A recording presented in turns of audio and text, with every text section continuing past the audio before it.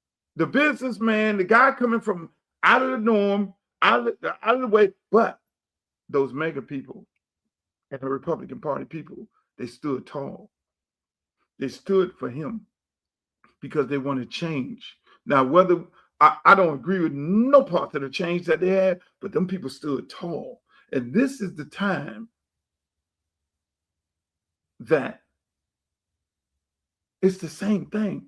I'm a businessman coming into a career politician race. You got Sheila, who's indicted, who resigned running. I don't know why. You have Dale Holman, who runs in every race, is running. You have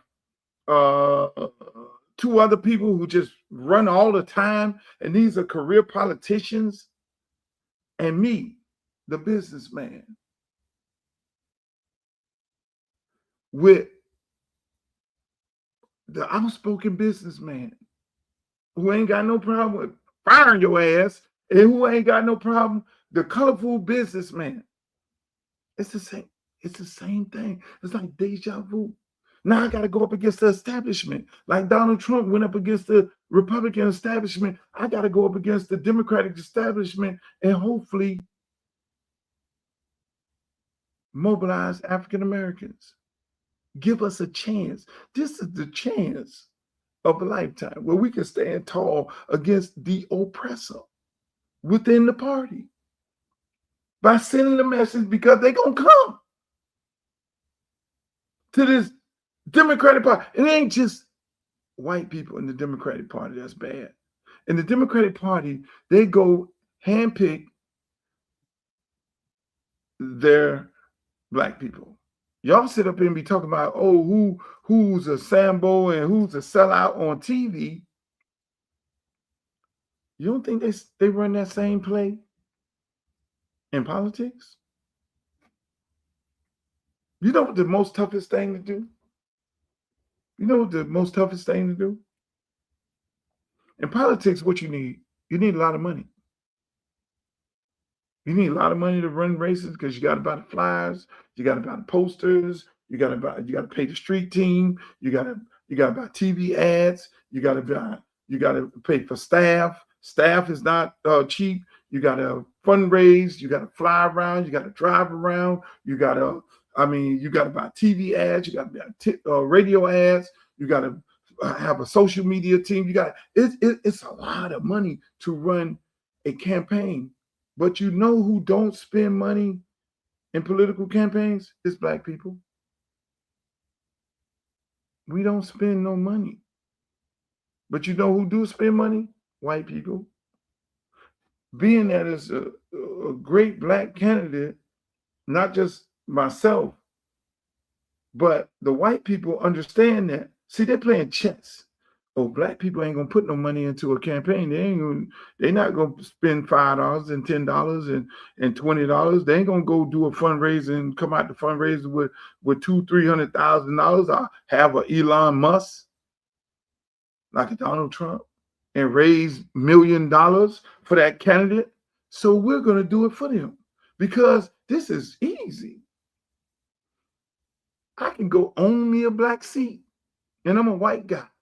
Because I'm going to put my money on the candidate that I can control, because I know his people are not going to put money on the other candidates.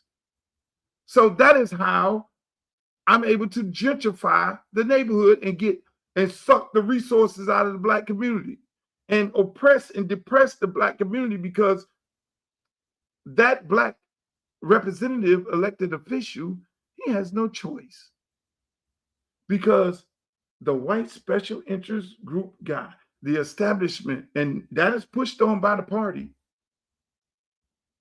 we can control them. So he walks around like this, and all of them look the same. They be dancing all on the video and smiling and kiki.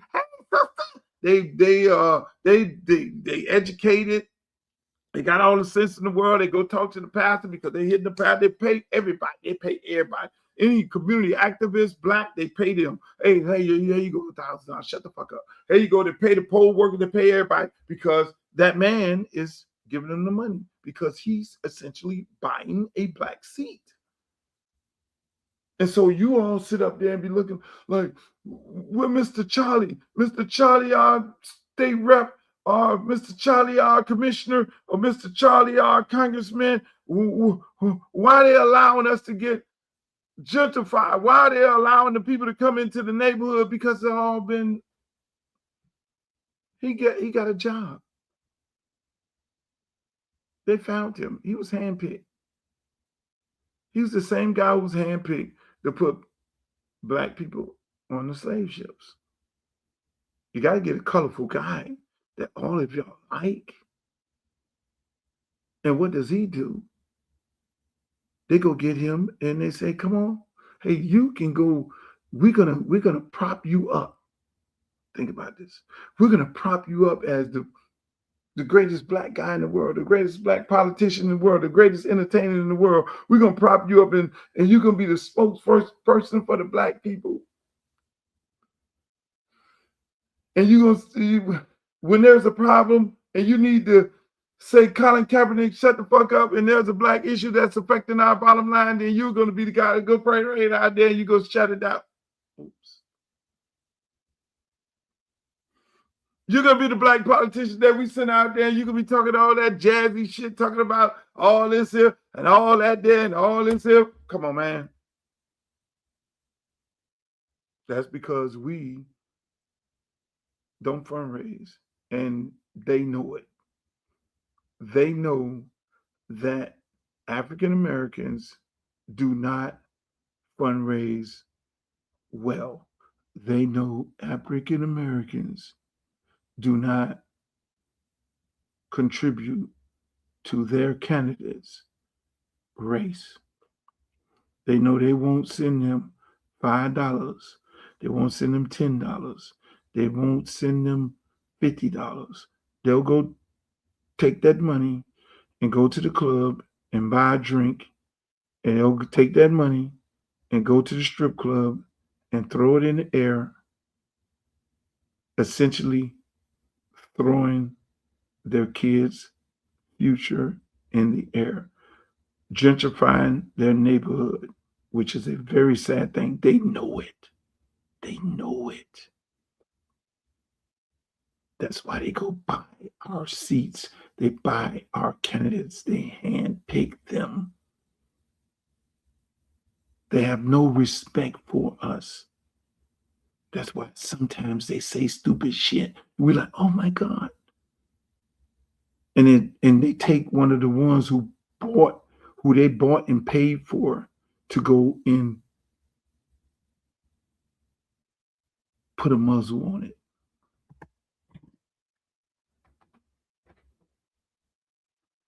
So Debbie Wasserman Schultz is going to be running in this race. They're telling people, you got media people calling me up, well, Luther, you know you're not going to be able to outraise her. Are you still going to stay in the race? Because she's going to come in with all this union money, $2-3 million and all this. I say, look here, man. I told one reporter, I said, look here, man. One thing about me, I don't run for no fight. I started a record company out of the trunk of my car and made it a multi-million-dollar business. Right now today, I got artists that are multi-millionaires. And through my record company, I was able to start a youth football program that generated multi-millionaires. I got it from the dirt, from the mud. It ain't about money. It's about sweat equity. It's about getting my ass out there and getting the mess. So you can't call me Mr. White Man. You can't call me Mr. Defeaty. Ain't none of y'all could get on the phone to discourage me, to put a seed in me. Do you know who you're talking to? You're talking to the dude who fought Roy Orbison in the entire government with one lawyer. all the way to the Supreme Court fighting for free speech, the constitutional right for us to be able to say what we want to say, when we want to say it, how we want to say it on a record for parody, whether it was protected by the First Amendment, and all the rights in my case is being used all day for intellectual property. Really? With one lawyer? When they say, do you know it's going to cost you millions and millions of dollars to go to the Supreme Court because you're going to have to go to so many different district courts of appeal? We did that. And the first person to make a campaign donation to my campaign was my lawyer, Bruce Rogo, a white guy. First guy to make max out campaign controversy because he believed in me, just like I believed in him. And we did that shit together. So am I scared of a fight because it's about money? Wrong guy. You talk to the wrong guy. Started a record company. We had a DJ group. We only had 2 speakers.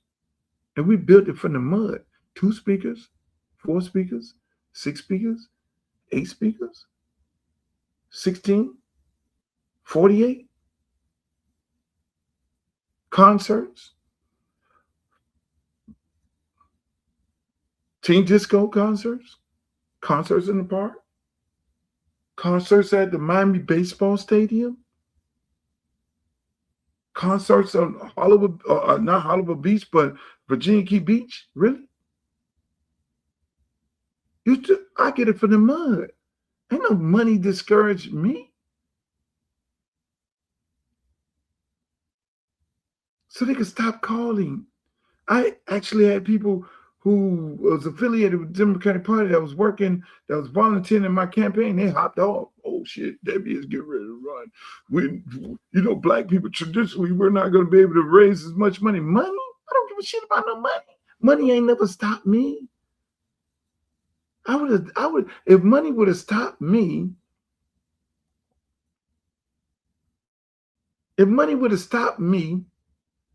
I would have looked at it like, oh man, I can't produce no 2 Live Crew because I got to go and compete against Sony, and I got to compete against RCA. I got to compete against CBS and all these big record companies. So it makes no sense for me to even invest my little bit of DJ money into doing a record called Throw the D and putting it out.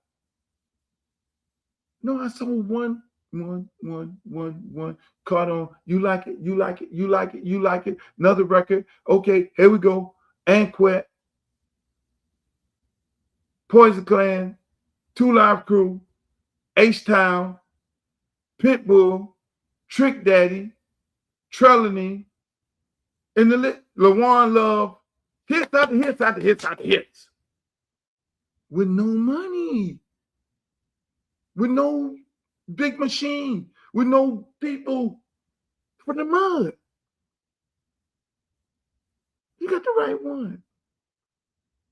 And I hate to go back to this Donald Trump, man, because Kamala Harris had 3 times as much money as Donald Trump, and she lost. Hillary Clinton had 3 times as much money as this man, Donald Trump. She lost.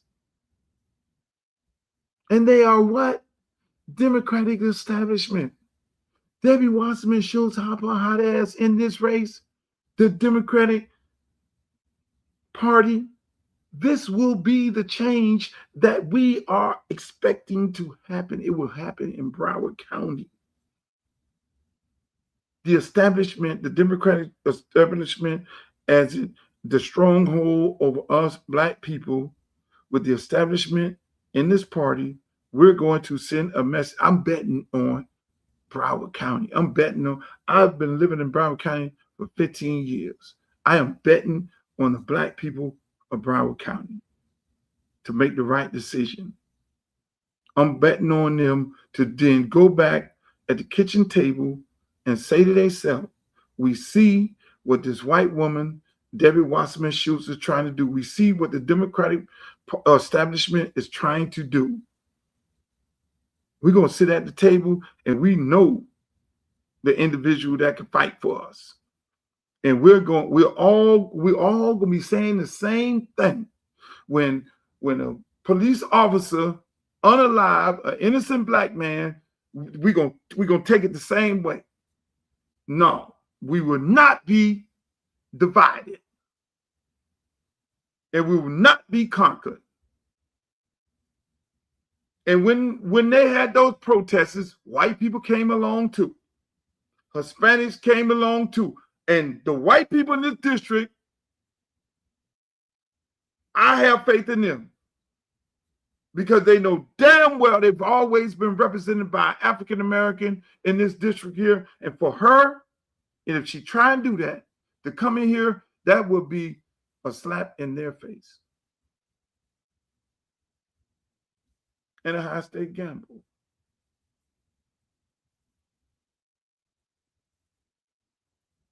I trust the people of Congressional District 20 to make the right decision and not be fooled by the Democratic establishment and not be fooled about the trick ads that they're going to come with on the TV, not be fooled about the slander that they're getting ready to do slandering, not be fooled about the nastiness that they're going to try to do, not be fooled about trying to rig the election for them, for their purposes.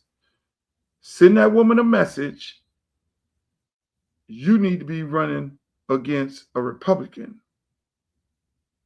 Or you need to be running against Jared Moskowitz for your seat. What you're doing is you're trying to divide this community. You're going to hop your hot ass over in this race to then now have black people looking at white people some kind of way, because if she wins, then black people are going to be looking at the white people in this race in the community some kind of way. You're going to create a whole race war within a district that you don't need to have done. But if she was thinking about that, if we really cared about the people, she wouldn't be doing that. But I don't think she cares about the people. She cares about the power. Again, her and Jared Moskowitz went in the back room and they said, we're not going to erase each other. We're two Jewish Americans and we got to stand together.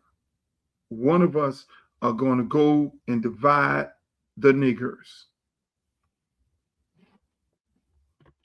It's the end of my show, ladies and gentlemen.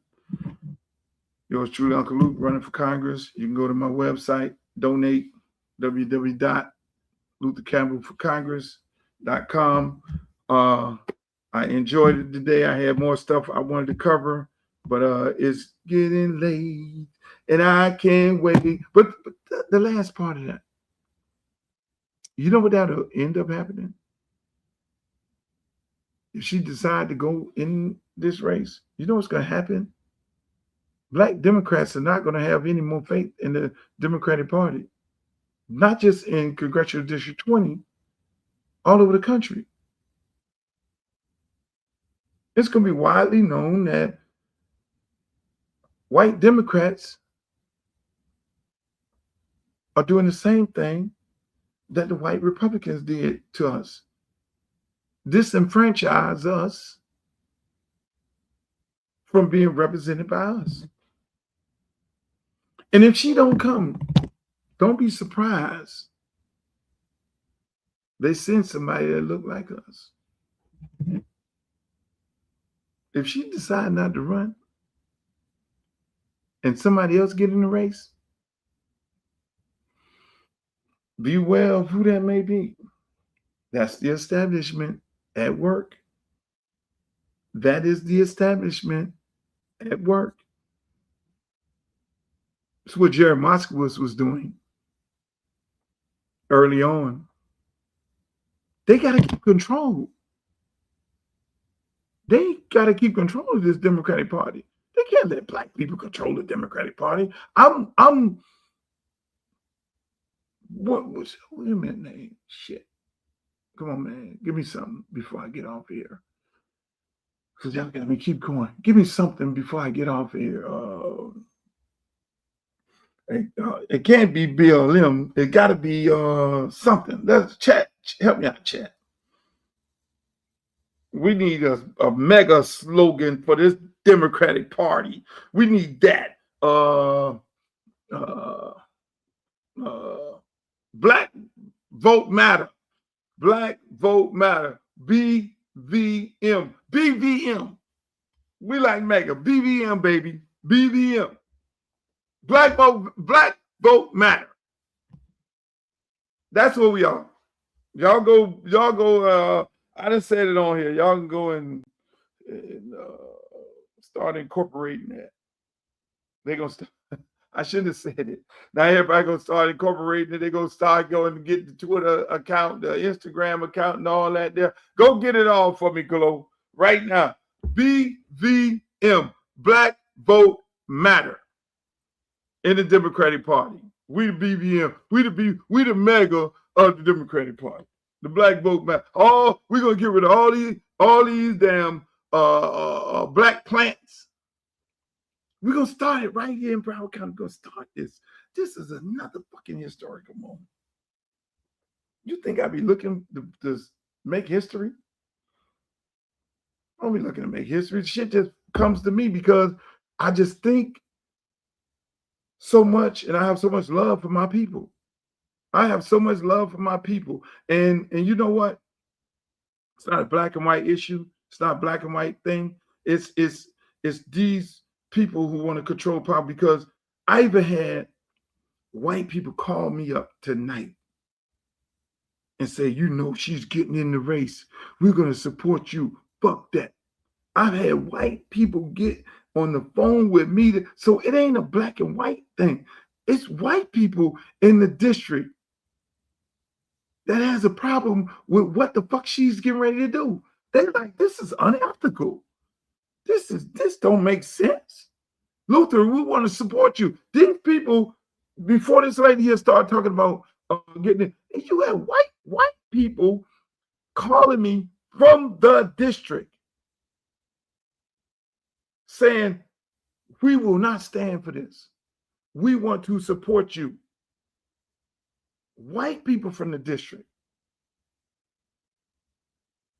having a problem with, you gonna use us? How dare you? You're gonna come in our district because it's 5 black candidates running and we're just supposed to just vote for you? You're gonna make us a accessory to this?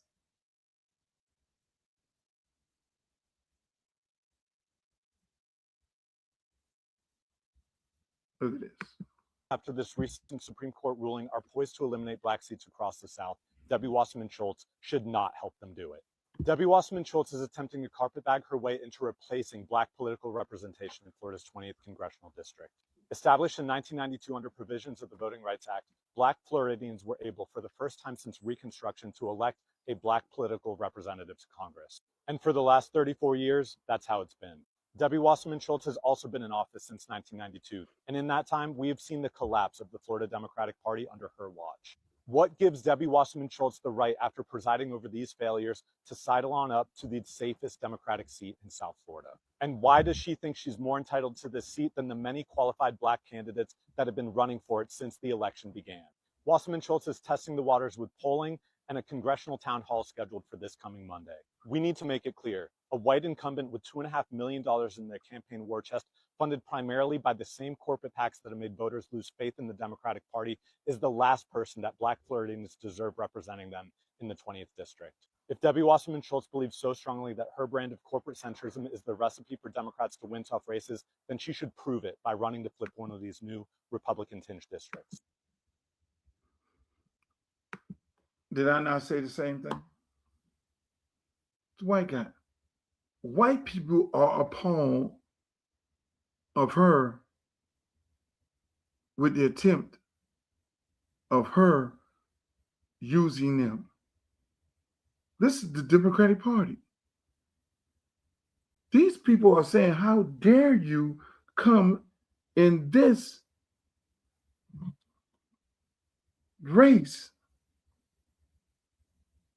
White people are disgusted by this.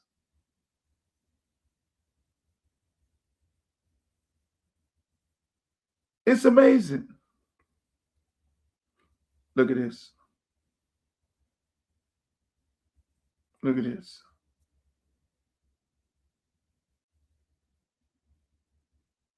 Was asked to pass this on to you. It's a white guy out of the district. Here's a message for Luke. I can 100% confirm Debbie's running in Congressional District 20. I said, I don't, look, she has the right to do it. And the white guy say, she doesn't stand a chance because white people will not be supporting her like she thinks she is. Okay. Yeah.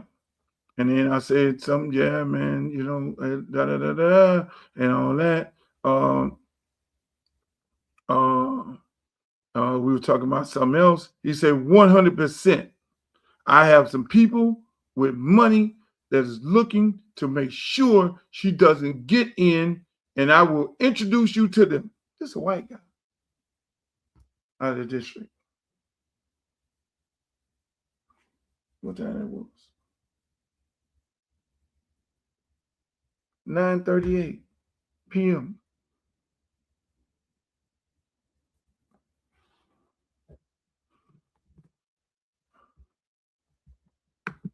Was the party leader. She was the head of the DNC during the 2016 elections. Okay. Wow. So there was a lot of scandal there. You know, Bernie actually won the Democratic primary, but Debbie basically gave it to Hillary. Yeah. So the left turned on Bernie for sure. Yeah. And that all happened under her watch. That's nuts. So is that a big reason why you decided to run? You were tired of this? Well, you know, there's been... tired is not the right word. This is a path to really socialism, what's been going on. You know, we saw that with COVID during the whole Biden administration. We saw our rights taken away. Censorship was a big one. We lost our health freedoms, our economic freedoms. Everything was being torn down. And Debbie Wasserman Schultz has been in office for over 20 years. She's part of the problem.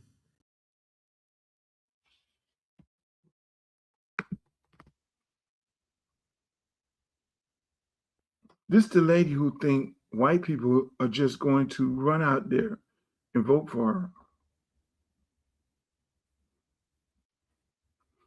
This is the lady who thinks she's going to go and buy all the pastors. This is the lady who thinks she's going to go in the Haitian community and buy them all. These are white people. These are white people testimonies about her. Don't get me started on the Bernie Sanders thing. You know something? They did the same thing with Kendrick Meeks. When he was running, he was a congressman and he was running for Senate. And they didn't want him to be the senator.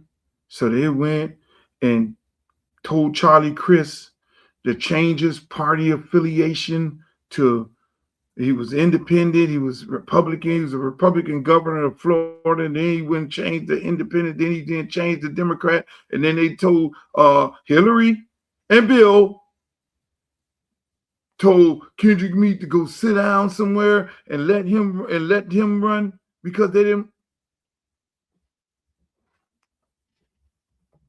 That's my show, ladies and gentlemen. We're gonna stay on this.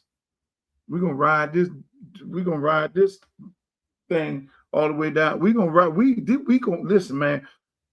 This is gonna be a moment in history where black people and white people and black people stand tall. Because I'm betting on Broward. I live in Broward. I'm betting on the African Americans in Broward, and I'm betting on the white people, and I'm betting on the Hispanics in Broward to not allow this lady to divide and conquer us. All right.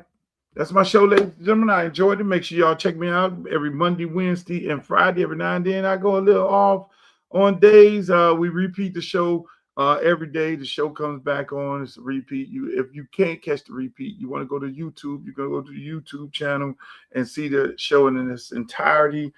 Shouts out to all my people on Facebook Live, all my people on YouTube. That's Uncle Luke TV. Facebook, that's Uncle Luke. Twitch. And over there on Instagram and X, the same name, Uncle Luke Real One. Hey, look, man, I love it. I love the show. I love you guys being here. Listen, man, we did this show in the wee hours of the morning. We did this show in the wee hours of the morning. That's how committed I am to giving you guys a show. Now I got to go to sleep for 2 hours, and I got to get up. And then I got to go run a campaign. I got to go run a business. So I'm committed to giving y'all the shit, man. I'm committed to giving it to y'all. I'm happy that y'all hung in there with us tonight. But like I say, we repeat the show every day, 7 o'clock in the morning, 5 p.m. Then we turn it back around 8 p.m. And then we repeat it again at about 11 p.m. at night. And then 2 o'clock in the morning for the truck drivers. Yeah, we love it. Hey, again, I want to thank you all for the show. Make sure you go to my website, my congressional website, www.luthercampbellforcongress. Hey, man, spend $5, $10 on the campaign. Put some money on your boy. Every dollar counts, and we love it. And for all the people who have made campaign contributions, we appreciate you. We still had a little contest going on where people can go to my website. If you live in the district, I will bring you a sign. And I'm going to start doing that over the weekend. I'm going to start taking out signs to the good people in the district. You know, I got quite a few people that want me to bring signs to their house, but I'm going to do that. I'm going to do that because I love it, ladies and gentlemen.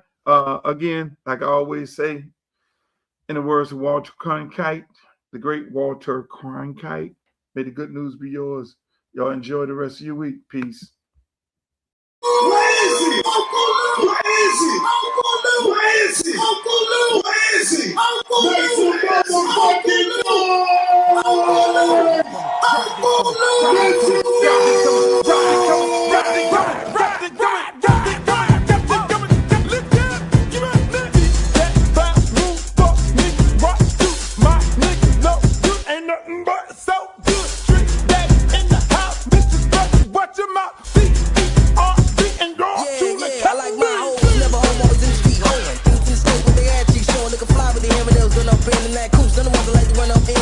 Like big booty hoes, cute faces. Let nigga hit it on the first day basis. Niggas fake bitch kick game straight. X no down with the dominate place on. When the path is set with diamonds glaring. Keep a nigga staring when you wearing down a Karen. Or skip shit to keep a nigga looking at you. In the bunk says you can show off your tattoo.